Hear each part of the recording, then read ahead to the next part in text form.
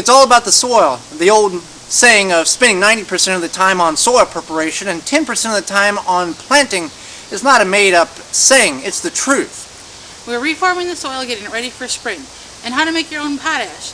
That's coming up on the Wisconsin Vegetable Gardener Extra. Good compost there.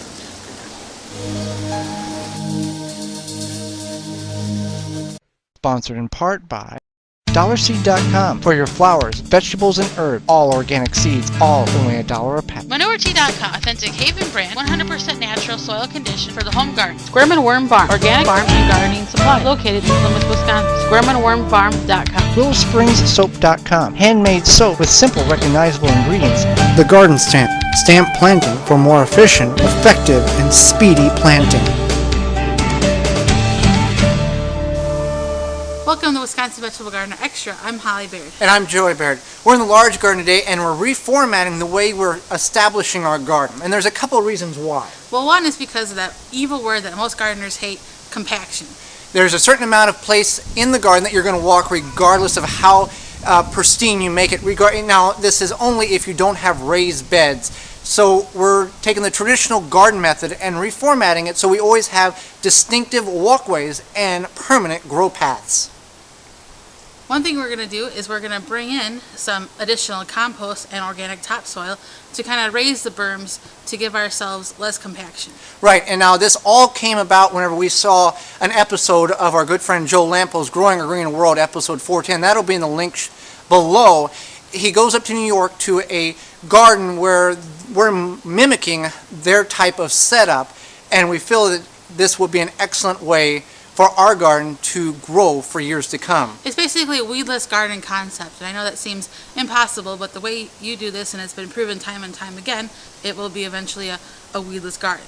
So let's get started and we'll show you how we are establishing our new garden layout. Picked our area of how we're making our raised berms. Now we'll flip the soil over and the initial tillage of it, and then we won't never do that again. If it becomes dense over the winter months, we'll take our garden fork and just fluff the soil, and as we bring in more organic matter, we'll just lay it on top. And that's the initial goal here, is in the spring we'll truck in some compost and add 1 inch of compost on all of these beds, and we figure that's going to take about 2.5 to 3 cubic yards, and that's based on your financial situation if you can afford to do something like this. But it's well worth the investment of having good compost because, again, 90% of your time should be spent on soil preparation. Now, how do you determine how wide you want your bed to be? Well, that's purely up to you. But a recommendation will be no more than 4 foot wide because you can only reach 2 foot on this side and then you can reach 2 foot on that side. Now, we have a variety of different widths. We have anywhere from 1 foot based on just the way the garden's laid out to 3 foot, and there will be an exception to the rule. On the high end, we'll have an 8 by 8 foot bed, and that'll be for our butternut squash next spring. So just keep in mind that you have to stretch across, and you don't want to lay or stand or step in your raised berms because that defeats the whole purpose of keeping them as a permanent grow space and not a compactioned area. So we're going to get this, we got this one done, and we're going to add some more organic matter in that momentarily. We're going to work on this bed here, just flipping the soil over. Alright, so I got this compost here, and it's left over from some of our containers that we had. I'm just sprinkling it on the top here so it works in over the winter, and then in the spring we're going to add more compost to it. Now, other organic material that we're going to add is leaves that's fallen from the trees. Now, I know what you're thinking, oh, you got to mulch them so they break down quicker. That does work, but we're just going to take just normal leaves that we've raked up, and we're just going to sprinkle it on top of these berms, and then again, to hold them down and let them work to break down over the winter, we've got some organic topsoil that we brought in. Now, this was a pile that we had at the small garden on the backside of the property. It's been there for about 2 years, so we're just going to bring in more material and add to our raised berms just to bring in and raise them up a little bit more and add some more good organic matter to them.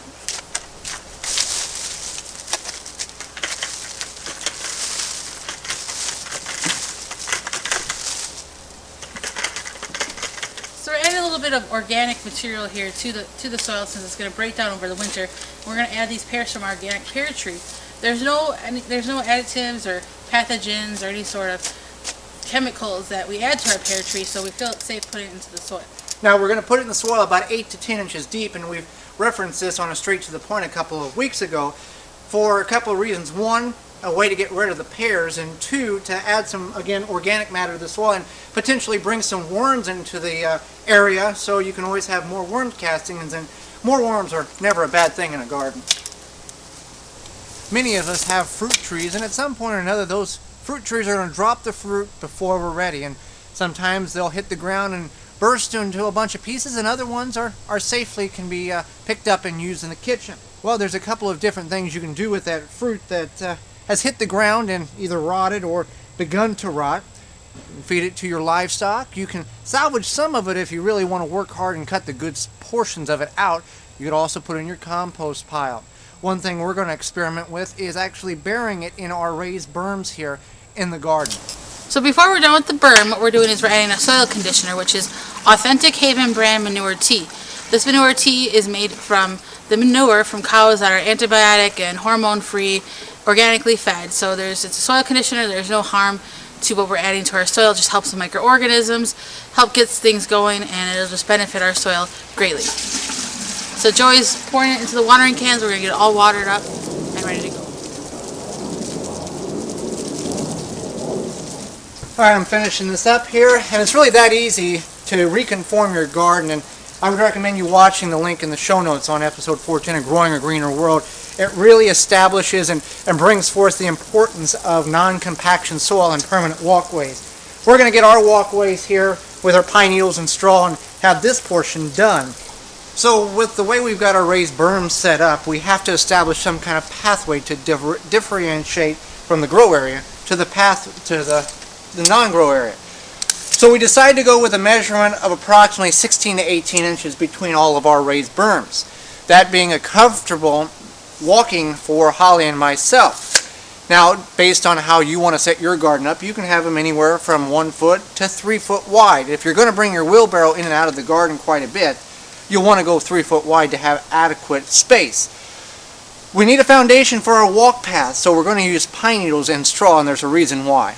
So we're using pine needles and straw. The pine needles we have at the small garden. Now, you don't want to take all the pine needles you have around your trees. The trees need a certain amount of pine needles, but you can rake them off the grass that they sprinkle on, and you can bring them and use them in your garden.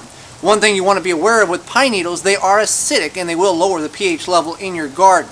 So we're not putting them directly in the grow area, but we're putting them on the pathway. There will be some leaching take effect, but we're okay with that because we're going to add some potash to the beds to bring the pH level back up so it'll balance it out. That's the foundation of the walk path, is the pine needles. Top of the walkway is a straw.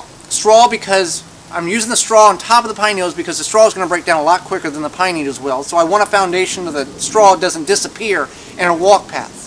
Other options you can use can be wood chips. Now, I've addressed on the program about importing wood chips into your location from other areas, not knowing what type of wood chips it would be, whether they be contaminated with some kind of fungus or disease. If you make your own wood chips, this would be an excellent application for that as well.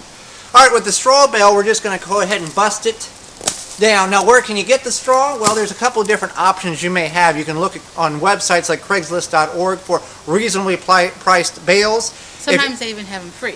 Yeah, free even after the fall festival parties, you can pick them up, as well as your local home and garden center. And based on what region of the country you live in, it could be anywhere from $4 to $8 a bale, so you want to shop around. So we're just going to take it and put a nice layer on top of our pine needles, which will allow us to see a walk path and be a walkway permanently, as well as smothering out the weeds that could potentially come up on the walk path as well. We're looking forward to the advancements and hopefully the production that we will get from changing our garden to prevent it from the soil getting compacted and adding that organic material into the soil to improve growth.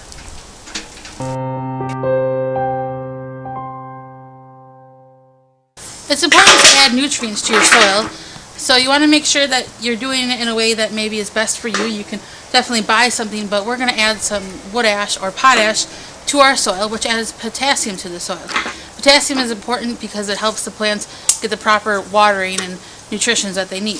Now, by adding wood ash to your garden, it's a substitute for lime, so you don't have to buy lime if you are needing to raise the pH level in your soil. But you want to be careful when you do make a fire, that you follow the ordinance in your area. You also want to make sure that you don't put in areas such as where you're going to plant potatoes, because you don't want to have too much potassium in those areas, and make sure that you know with what you're planting what kind of different additives you want to add into that soil.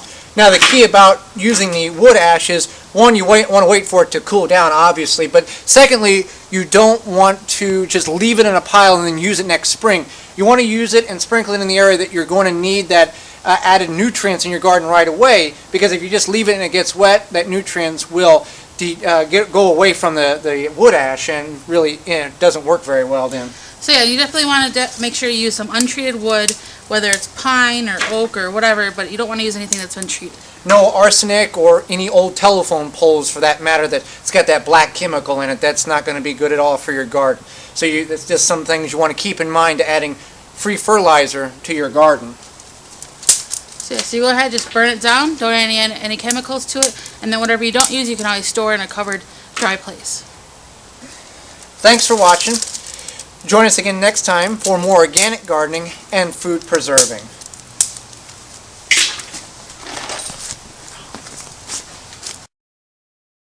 For more organic gardening and food preserving, visit the WisconsinVegetableGardener.com. The show never ends on our Facebook page. Keyword Wisconsin Vegetable Gardeners. Like the page and continue the discussion there. You can now follow us on Twitter, see what we're up to and what we're doing at the garden. The address, the W-I Veg Gardener, Gardenr.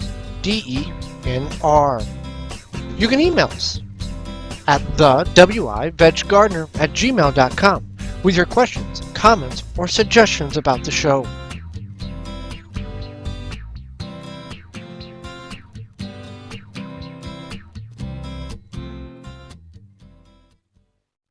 Thank you.